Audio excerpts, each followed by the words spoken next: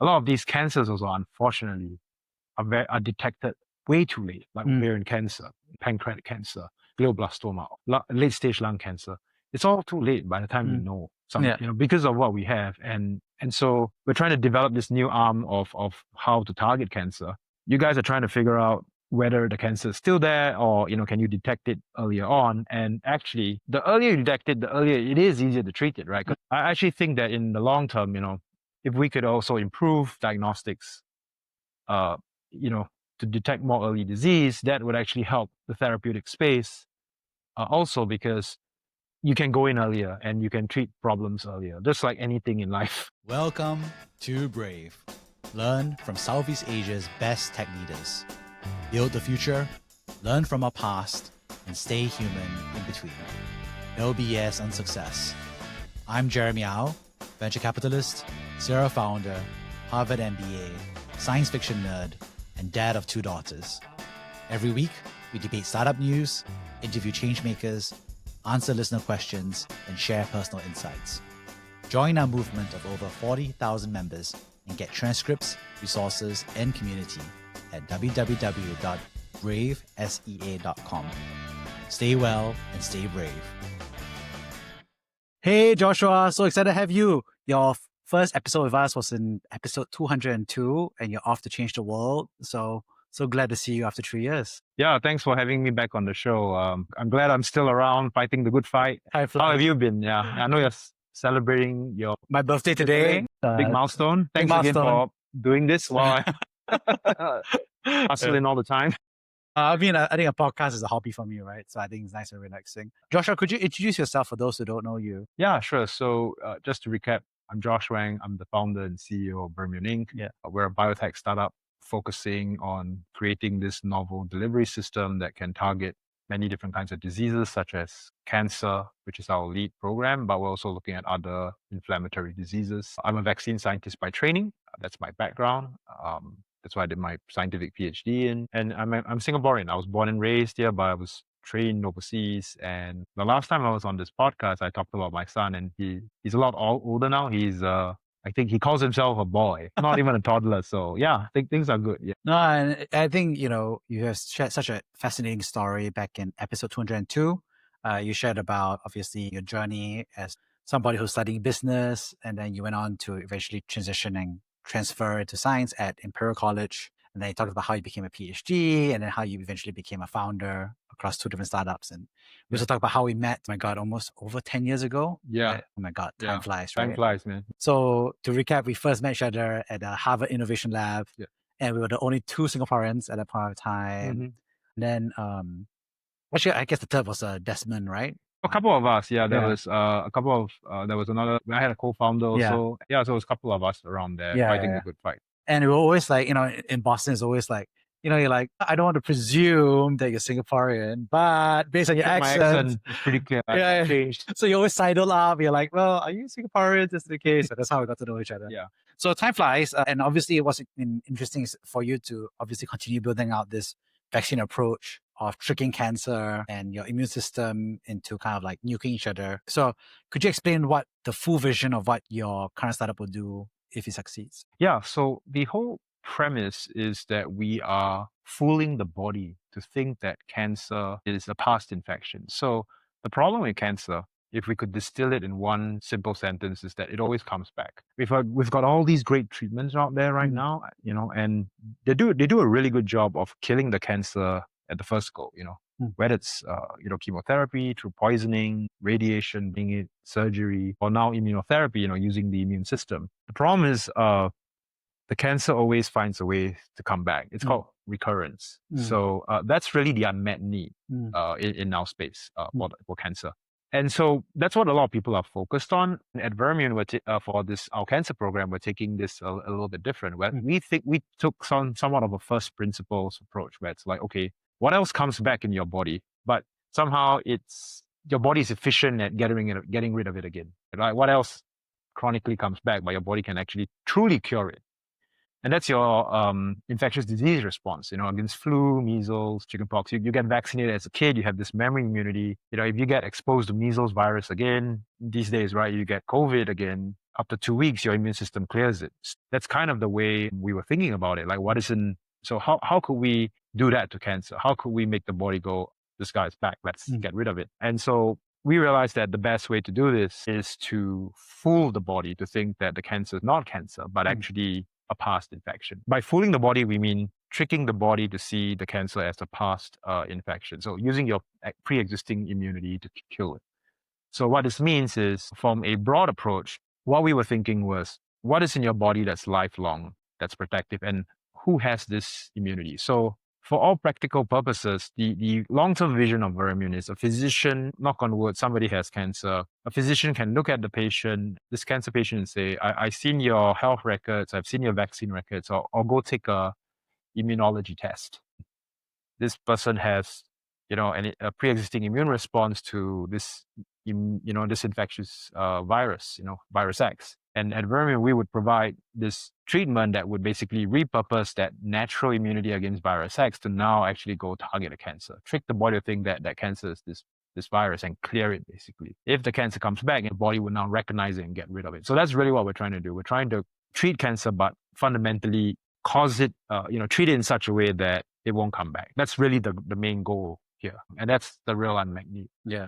And I think what's interesting is that, it turns out that, although we're building very different companies, both of us are building very different companies. Yeah, welcome to Biotech, by the way. I forgot to bring that up. Yeah. Yeah, so now we're both in the cancer space, actually. Yeah. I think one thing that was interesting for me was that, obviously, I'm coming in from the business side and coming into the cancer diagnostic space. But like you said, I think one thing that's underappreciated is that the immune system is the number one guardian fighting cancer every day already, right? I mean, every day cells are going rogue and becoming cancer because, I don't know, you decided to vape last night, or you had a bad night's sleep, or you got exposed to air pollution. Your immune system's already killing these cancer cells every day. So I'm just kind of curious, why is it that the immune system doesn't manage to kill these things, and how does your reprogramming help them kill it to a greater degree? No, that's a very good question. I get that quite a lot. So you're absolutely right. Cancer doesn't happen like just yesterday. It's something that happens over time. And this is all my personal opinion, by the way. So sometimes something already happens to your cells and it's artificial. It changes so much that the body is actually able to look at it and say it's foreign. And that's when your immune system comes, okay, you guys are not supposed to be here. It's like the police, basically, of your immune system. But fundamentally, cancer also is a cancer of yourself. It's when your own cells go bad. And your body also, your immune system actually, from day one, since you were born, has been trained to not target yourself. It's trained to protect you from yourself. Just to geek out a little bit, in immunology, there's something called self, and then there's non-self. Non-self is basically where things are not recognized, but in very general terms, it's not recognized by the immune system, and that's what the immune system is supposed to get rid of. That's why when you talk about viruses or bacteria or parasites, those are definitely foreign. Those are definitely non-self. That's why the immune system is so good at eventually recognizing them, remembering them through memory, and getting rid of them. So going back to the problem of how cancer comes to be in very generic terms, over time, it might figure out how to trick the body itself. The little buggers, they also trick the body to say, I'm not a bad guy. I'm actually part of your team. Yeah, it's like a terrorist, it's like it's hiding amongst the population. Yeah, exactly. Or guerrilla fighters. Yeah, they've gone rogue, basically. And, the police doesn't know, right? The immune system thinks, oh, this is just one of my guys. And then, it goes on and on and on, and until it's too late. They've sort of overwhelmed, I wouldn't say they're overwhelmed, but they've teach the body to think that this isn't actually foreign. And so the immune system kind of accepts it. And then, going one step further, that there are other factors that can cause the immune system to not kill the cancer. And I don't know why right now, but I'm just thinking of the body as like some very disorganized country where there's some sort of like there'll be like fibrotic cells and, that's beside the cancer that's blocking the immune system from being able to actually pass through and kill the tumor. There's these, in my field, they call it immune-suppressive environments. Immune-suppressive environment, it's immune-suppressive factors. These are factors that, for some reason, allow the cancer to continue to go rogue, and there's nothing the immune system, the police, to try to do it. So anyway, that's what's going on. Things are getting worse. And so what we're doing at VerImmune is, all right, the real issue right now is no one recognizes that these tumors are bad. The immune system, just like the police, I hope I'm not trying to generalize here, but there are certain crimes Yeah. that is very clear cut. Yeah. You're going to go to jail, right? Yeah. So think of viruses and parasites in that lingo, murder. Well, these days you never know, but this is a sad thing, right? We are pro law and order Yes. podcast. We believe that if you murder somebody, you should go to jail at minimum. Yes, definitely. Yeah. But so that's the whole point here. What our technology aims to do is to slap on something on these cancers to make them look very clear to the immune system that this is something bad and that you're going to need to get rid of it. And that's your antiviral immune memory has been trained to recognize these viruses as bad things. So we're slapping on a little like sticker that says this guy is a criminal, you should arrest him. That's really what we're trying to do. And that's why we think our therapy is effective, because a lot of times, you know, in a lot of treatments, people are trying to create new immune systems, new subsets of the immune system to kill the cancer. And again, not trying to go political or anything, but it's just like, you know, there are situations where people try to create new policies and whatever, but it's not really treating the real root cause. So at VerImmune, we go by first principles. Your viral immune response is known to be bad and your body has an efficient way of killing it. How about we try to take those lessons and learnings from that mechanism and just apply it to cancer? So that's really what we're trying to do at the end of the day. Yeah, fantastic. I think there's such a tremendous insight, right? Because I think all of us obviously are trying to do surgery or chemotherapy or radiation therapy, which are always attack the tumor without activating your immune system, which is kind of like sitting by the, you know, sidelines, not doing anything, or at least being very confused.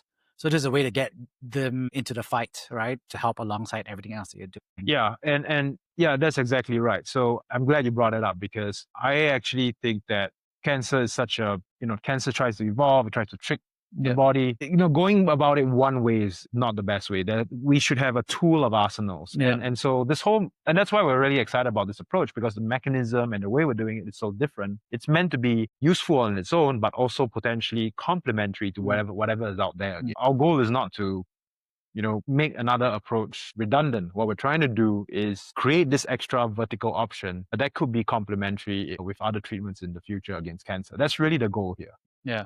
I mean, a crazy question here, I'm sure you get it. It's like, if you're helping activate the immune system to understand what cancer is, isn't it also like mildly preventative, you know, in the sense that you could imagine doing this very early, I don't know at what stage, but because I mean, your body, you know, the moment you see some chickenpox or measles, your body already attacks it because of that vaccine memory. It never even emerges. Right. So is there a case for your product being used? I'm just saying. You know, actually, that's actually the dream. Because the way clinical trials are designed, and it has to be this way, is you can't go in early when you have an investigational drug. Right. It's not it's not ethically, it's not ethically right. So what we get is, unfortunately, the patients that have failed a lot of options. But we're confident because our mechanism is so novel, it's meant to be an alternative option for them anyway. And the idea is, you know, as we continue to show success there and demonstrate safety as well as human proof of concept that you can redirect your past immune memory against viruses to cancer, people will come to that logical conclusion that, yeah, maybe we should move this treatment up the earlier line of treatment as opposed to waiting until all the way to the end. That's exactly what the long-term evolution of this product would be if it got through to the final stages of approval. That's how most drugs are anyway. It's always, they start at the worst case scenarios, and then it's once you've proved its efficacy, it moves up the ladder. No, I think it's so cool, right? Because obviously we use vaccines for HPV, the human papillovirus, that drives cancer. And so people take it as a preventative thing so that you don't get affected by HPV, so that you don't increase your odds of cancer. And obviously it's only one driver of cancer mutations as well. So I think it's quite interesting to see the immune system kind of like in play here as well. Yeah. One thing to just clarify though, that our product will not be able to our product is a therapeutic. So it's not a preventative vaccine. But this is why I think what what your company and other companies more in med tech diagnostic space are doing is a lot of these cancers also, unfortunately, are detected way too late, like ovarian cancer, pancreatic cancer, glioblastoma, late stage lung cancer. It's all late by the time you know something, because of what we have, and so by being able to, we're both trying to tackle cancer in a different way. We're trying to activate a new, we're trying to develop this new arm of how to target cancer. You guys are trying to figure out whether the cancer is still there or, can you detect it earlier on? And actually, the earlier you detect it, the earlier it is easier to treat it, right? Because the cancer might be smaller, it hasn't gone so aggressive. I actually think that in the long term, if we could also improve diagnostics, to detect more early disease, that would actually help the therapeutic space also because you can go in earlier and you can treat problems earlier, just like anything in life. The earlier you figure out the problem, the better you solve it. Yeah. Yeah, I mean, I think it's interesting because, like you said, the issue with cancer is that it's detected pretty late, right? Yeah. And, I think effectively about 75% of cancer deaths are caught, not late. Effectively they're caught not by screening, but through some other dimension where it's pretty late as well. Yeah. So I think that's the crux of the issue of why it's such a scary disease for so many people. And they tend to think about it as a death sentence, right? My mom, I always remember, like, we got her, cancer testing, etc. And then she was just scared to open the report because she just thought that, if there was cancer, there was nothing to do about it, right? Right. And again, it's this like weird popular misconception that cancer is a unbeatable, very difficult disease. And so you have a choice between knowing and not knowing. Some people actually believe in not knowing till pretty late because, Yeah, my mom's one of them too. Exactly, right? Yeah. And this goes into the realm of how medicine is provided. I could go on and on about this, but there's a guy on X. This guy's name is John, I believe. And if I'm wrong, sorry. He's the editor of this biotech newsletter called Endpoints. Yeah. And unfortunately, he's found himself with a certain kind of cancer, and he's been tweeting about it. He's going through the American healthcare system, and I'll leave it at that, so you can go and follow his journey. Yeah. But it shows you somebody who's at the forefront in innovation of biotech, who knows all the latest stuff that's coming out. He knows what he wants, what he needs to get. But even then, there are some struggles in getting that care that, obviously all of us on this side have been working so hard to make sure the patients can get. So that's a whole different spectrum. And maybe part of the fear is that it's not so much the treatments anymore, but it's the system on how to provide it. Yeah. Yeah, it's a nightmarish experience. And it's kind of like if you only detected diabetes at the latest of stages, then you look at diabetes as a disease that you just like accept it that it comes, right? Otherwise, you're in a nightmare where you get your leg amputated. Yeah.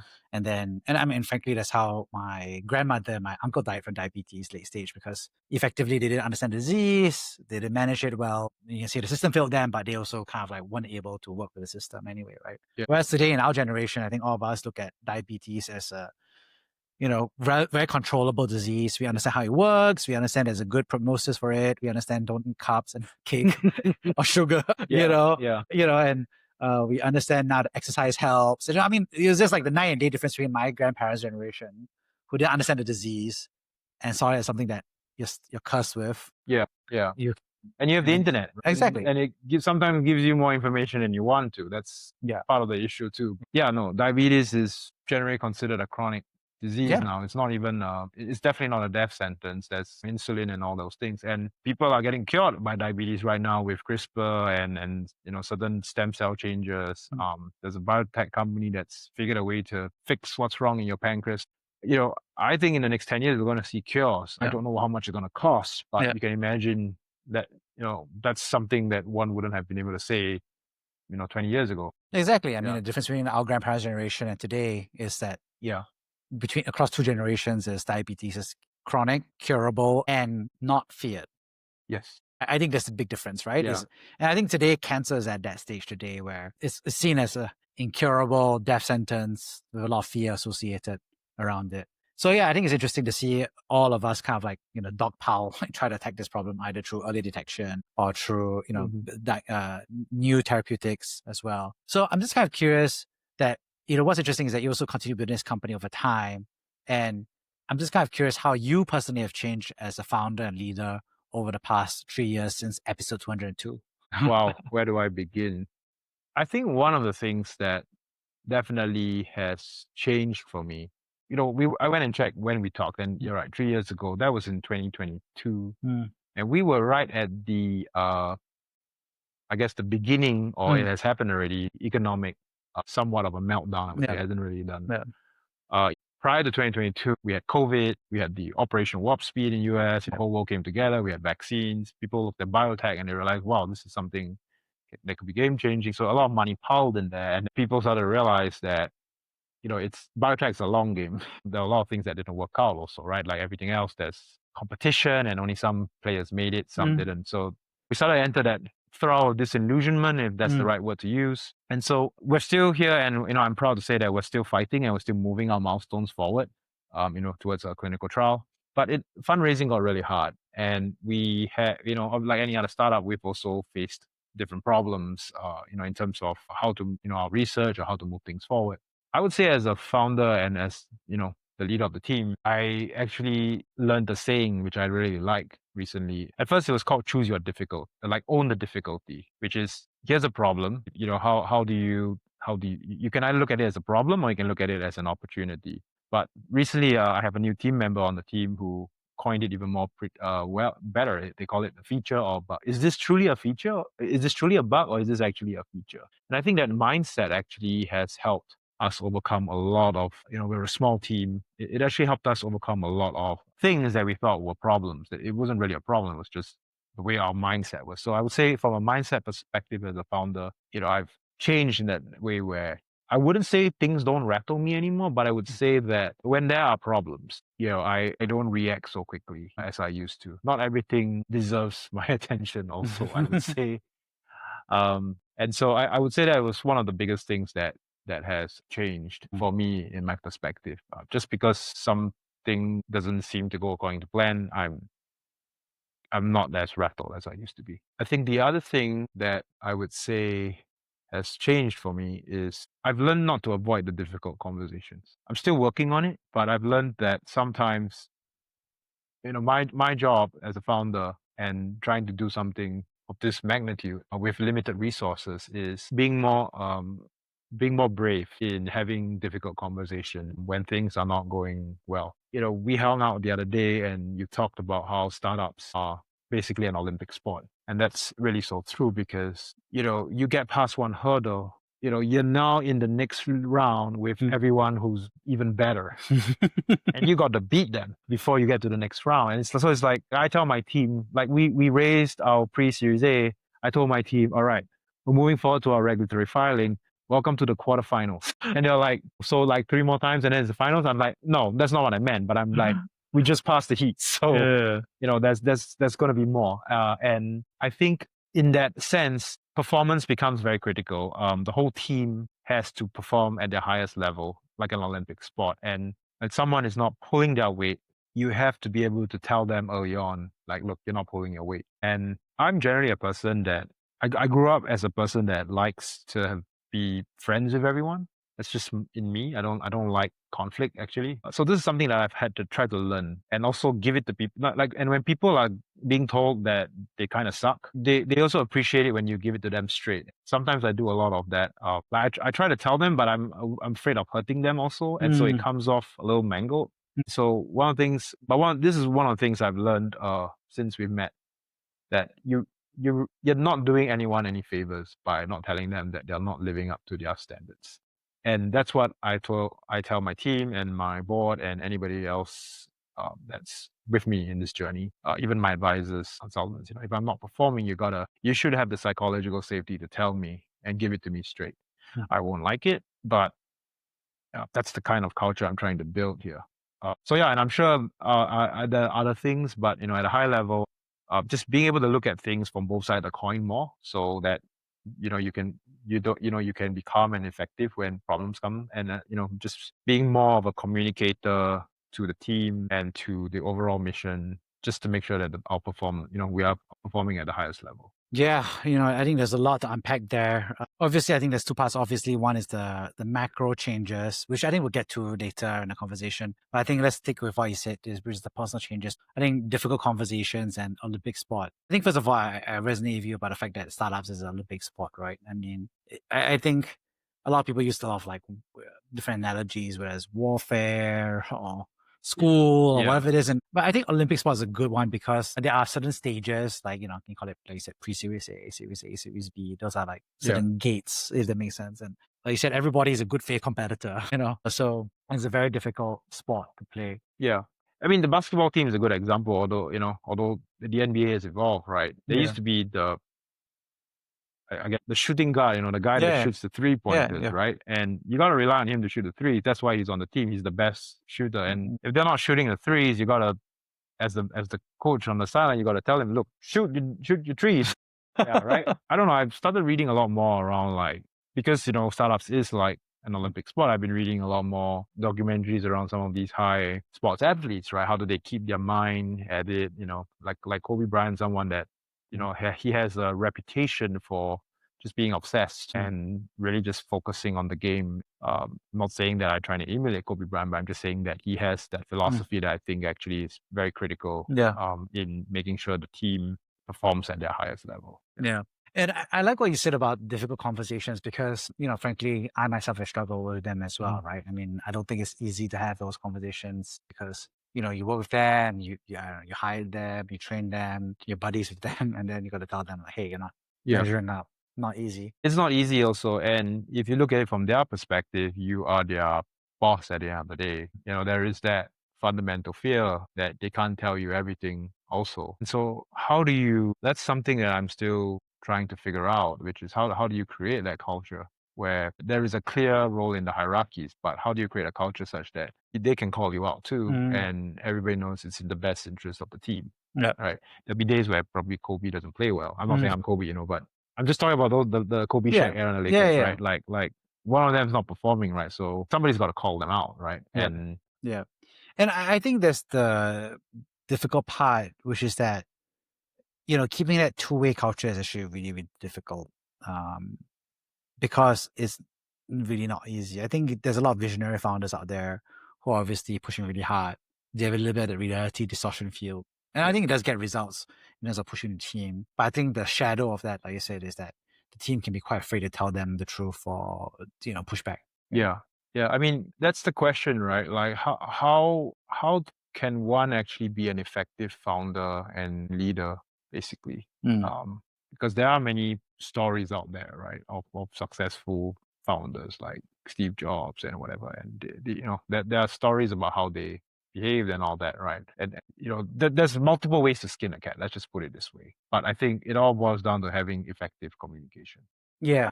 And fostering a sense of psychological safety, which, we could spend hours talking about.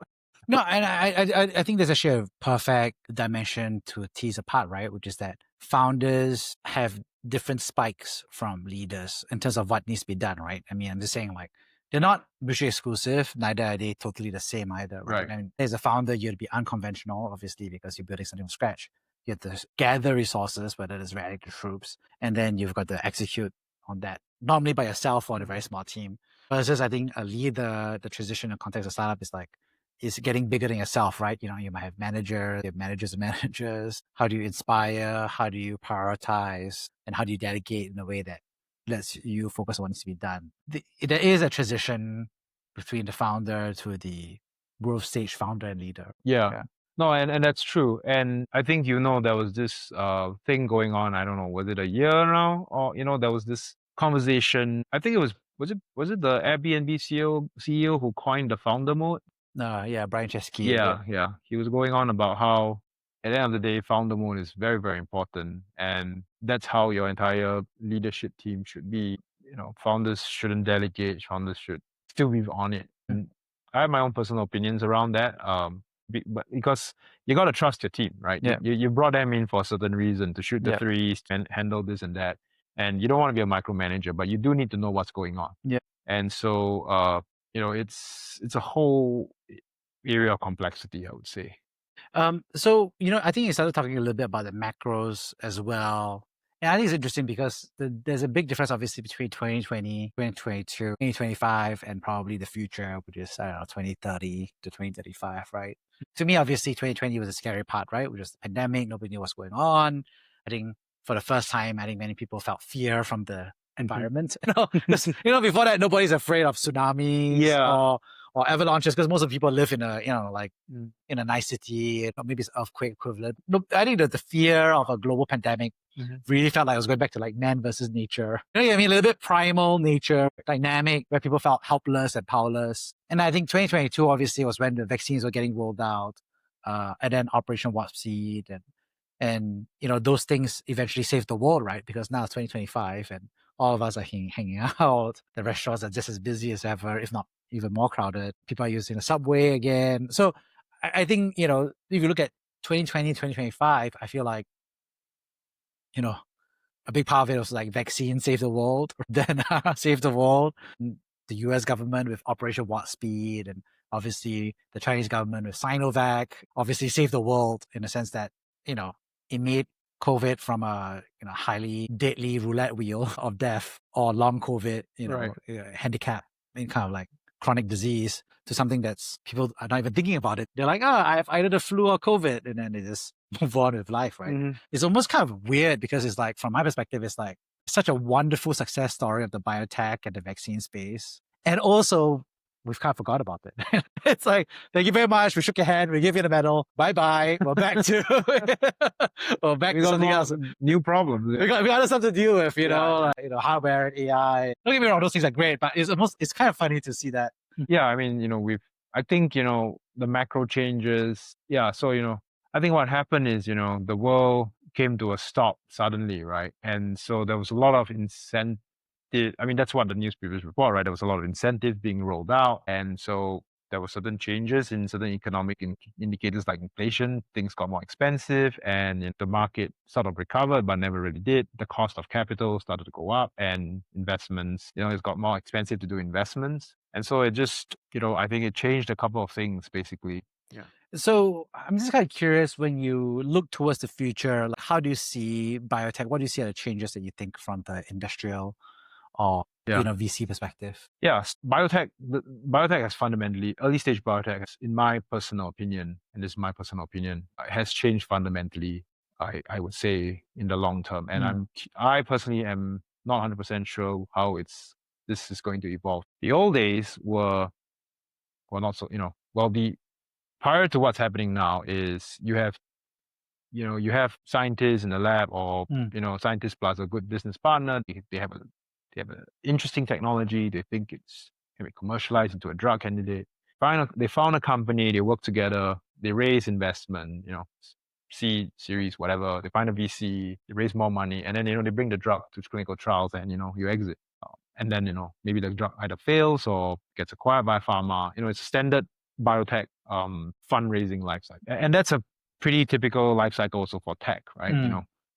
The issue is biotech is much more capital intensive, and the time taken to actually bring a drug to market is actually pretty long. Warp speed showed you it could be faster, but in general, most situations show that it's actually super fast. Super slow. So there's actually a much more longer waiting game for the biotech scene, or just the therapeutic or drug medtech industry compared to just regular AI tech or whatever. So in the last 3 years, we've seen the cost of borrowing capital go up. So that means it's harder to get money. And it's hard, and because the cost of money is high, it's hard to invest. And given the long time frame and the risk, I think what has changed more for us is also the way early stage biotech is being managed. This was already happening actually 3 years ago. It just hasn't really been brought to the mainstream. And this is how Moderna was founded. There is this other realm called venture creation or venture studios. But those are two of the ways people find it. The main difference of that versus what I just mentioned is that the way it works is that the investment firm, typically a VC fund, rather than investing into a founder-led company or like a company already with their own management team and whatever, they start the company themselves. So they go to the university and, or they even think of the whole idea themselves, and then they license the technology in-house. They then start a company around this, in like stealth mode or something. And then they drop in, some money to sort of do some R&D. Maybe they hire 1 or 2 scientists to do some R&D, to do some pivotal killer experiment. Killer experiment basically means it's like a very high risk, a go, no-go decision experiment. But if it works, it means it's worth actually moving forward. And usually it tries to address a very fundamental proof of concept or proof of principle thing. I totally get why why people are moving towards this. It's a lot more cost efficient. I would say that obviously since the firm spins out the company, they get more equity also. So if it works out, there's a potentially more return, and they obviously have more control.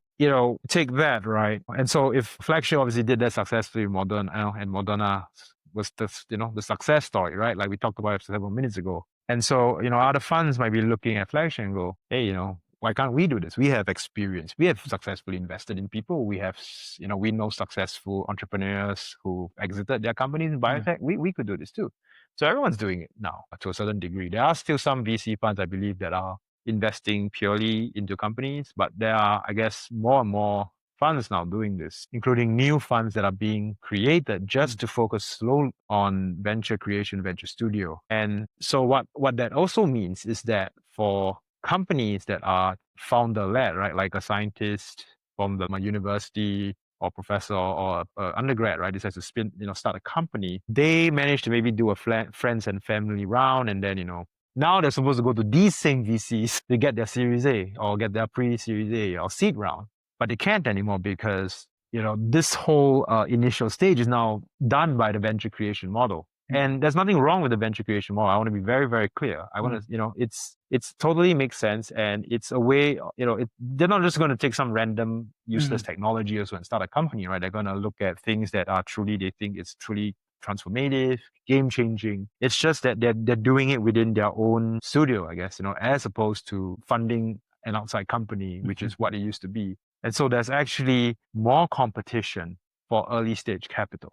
And then you have these economic macro factors, which cause people to be worried about who to invest in. So, again, let's say you're a VC fund that, you do invest in companies, but just being very, just being very direct here, they have a risk profile, right? They need to have a return to their LPs. Are they going to invest and take a risk in the founder company? Or are they going to take a risk on this already VC-backed venture created company that has a source of capital if things go wrong, and they maybe dropped in the 3-time exit CEO to lead this? So that's the stakes that us early stage companies are facing to, that's a new competition and a new normal that we have to fight with. And very interestingly, also around the time we talked, there have been new initiatives by certain funds that are like, look, we only invest in founder-led companies. And there were initiatives which I know you've been part of. You've heard of Nucleate, started in the US.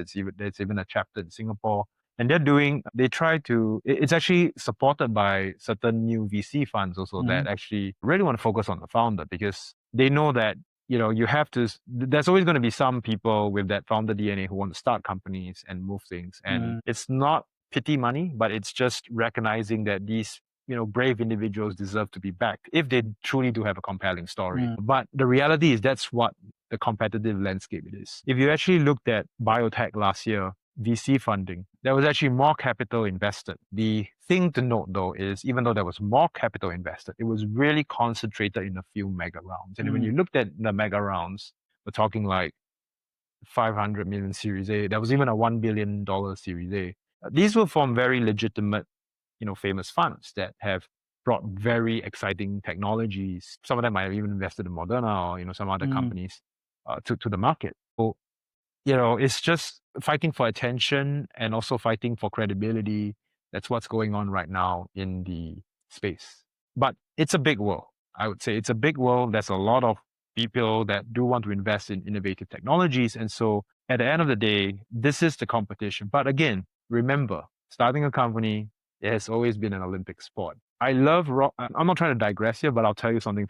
Just bear with me for a second. I love, did you ever watch Rocky 4? I watched Rocky 1 for sure. And I've watched a few of the Rockies. Yeah. Rocky 4. Rocky 4 is the one where he fought the Russian guy. Oh yeah, that one I watched because that was like, sorry Yeah. to say this, but this is not like America versus the Soviet Union. Yeah, it was filmed during the Cold War, right? Yeah. Before Rocky fights, there's always this training scene. And Rocky trained in the woods and in the bushes and in the mountains, showing like the natural boxer. Yeah. And then they had the Russian guy, the Soviet guy, training in the lab with all the resources of the Soviet government. I'm not trying to say that a venture studio is that, but it's kind of like, in some ways, you're kind of like going against the full power of already a well experienced institutionalized. At the end of the day, That's the competition we're facing. But I think there's reason still to be optimistic, because at the end of the day, when you're starting a company, the founder or the entrepreneur has to ask themselves very important questions. What is the problem I'm trying to deal with? What is the solution I'm offering? What is my differentiation? Why am I so special, and why can I go the distance? And if you have that, if you truly have that, it might still be difficult, but you still have a fighting chance. And with the right team, advisors and mentors, and with the right set of moves and training, you might still be able to move forward, persist in the Olympic sport, in this Olympic game. I truly believe that at VerImmune, we are doing something fundamentally different, differentiated, and difficult. It is risky, and that's why, I believe some people have not joined us. But the whole point is that if successful, this will really help a lot of patients and change the game. And I think that's a part of the reason why we're still around, because there are folks out there that believe in what we're doing and what we're trying to change. And, doesn't matter how many venture studios there are, there's still that fighting chance. And you got to spend a lot of time finding the right people that believe in your mission. So that's a very long answer to your question, but I was trying to explain the macro situation right now, the competition, but also I didn't want to end on a negative note. Yeah, I think that makes a lot of sense. And, I think it brings to mind like two, analogies or parallels, right? I mean, I think one is obviously the oil and gas era, right? And back in the day, it used to be like cowboy equivalents or wildcatters who were they're just digging everywhere to look for oil. And at some level, the ones that were a little bit more successful started having multiple oil wells, and they obviously became large corporations. And today, most oil and gas exploration is being done by Aramco in Saudi Arabia, or like these very large like Shell or Enron or Chevron. I mean, these are large players that, so the era of the cowboy who goes drills his own, oil well in the movie. If you talk about movies like There Will Be Blood, for example, that era is like gone, right? And I think, the other way the analogy I think about is actually maybe like, kind of like, pop and K-pop, right? Obviously there's a story of like every Justin Bieber is on YouTube, he plays music, everybody likes him because he's so cute, and then he gets discovered, and then he becomes Justin Bieber today, right? But then there's also the K-pop version where these studios are like mechanically sourcing for the right people, auditions, right? Because they feel like they know what the formula is, and they just got to assemble the right thing, and then they launch 20 different boy bands and girl bands simultaneously, and then they see which one makes it or which one to kill, right? And that's actually a really good analogy. To a certain level, starting a company and starting a biotech, there are certain key things that can be just reiterated. So yeah, that's a great analogy. But there's always going to be outliers. And I think that's in some way is the spirit of entrepreneurship and founders. They come out of nowhere. I've shared with you previously how I ended up stumbling into this. I never thought I would do this, and I'm sure there are other people similarly that never wanted to work in a venture studio, but really became passionate about solving a problem. And that actually, I think, it's going to still be around. It's just a question of how well can. It's basically, it might look like a David and Goliath thing, but there are ways to combat that and also still fight for resources. Yeah. And I think that's the crux of it, is that I think K-pop can really make good girl bands, but they can't really identify Justin Bieber's or Taylor Swift's. It's just, or Ed Sheeran, right. Like these are very different approaches to how they get there. Right. To create their own panel of music, to create their own channels, their own fan base that doesn't exist yet. I thought that K-pop Demon Hunters would be such a hit, and they didn't even go through the thing, right? It was So on that note, I'd love to wrap things up. Is when you look at the future, what's I think the most exciting technology or innovation or approach you think you like? I mean, out of all the, science papers or innovations, but what feels most exciting for you? I'm really excited about AI. I think we are moving towards, there's a little bit of a hype right now, but so for the longest time right now, I think in biology, we are going through an engineering revolution. Biology now, we're starting to realize like what I'm saying, you've definitely heard before. I'm not the first one to say it. DNA, protein sequences, we're starting to realize that life itself has some sort of, and because there's some sort of code, and we've been able to sort of, with lots of, on the backbones of a lot of scientists who work very hard, this code has taught us how to understand certain properties and things. And I think I'm really excited about AI because in the last 2 years, there's been more and more efforts to apply that into the world of protein engineering. And as you know, our whole body is just made up of proteins, Right. and proteins do a lot of things for our bodies. And so I'm really excited because it's no longer, we can really take a truly first principle approach. And I think that's going to change a lot of way how therapeutics are made, how disease are treated, how targets are validated. And yeah, no, it's going to be a whole new ballgame because we're going to be able to do so many different things. I don't even know where to start, but I'm excited to see how this all changes. And that's all because of the LLMs, right? And I'm seeing now also these agents, they actually help save time in terms of certain tasks of thinking. And like there was a paper a few weeks ago, like they created a whole scientific lab just based off agents. They had the professor, you had the postdoc, you had the technician, and they actually could communicate in real time and plan out experiments to make a better enzyme for now, but maybe, in the future, an actual drug. But I'm excited about that. I think there's a lot there that can be applied in the field of biology and biotech, especially because there are no rules in biology. So there's a lot of things you can do. And I love what you said about that. I mean, I think one of the fun facts that I've got to learn in the business is like, a sperm is about 0.8 gigabytes of DNA data, right? And then the egg is about 0.8 gigabytes. So together, your first embryo is 1.6 gigabytes. And then your entire body, all the, DNA code is like 48 trillion gigabytes of data.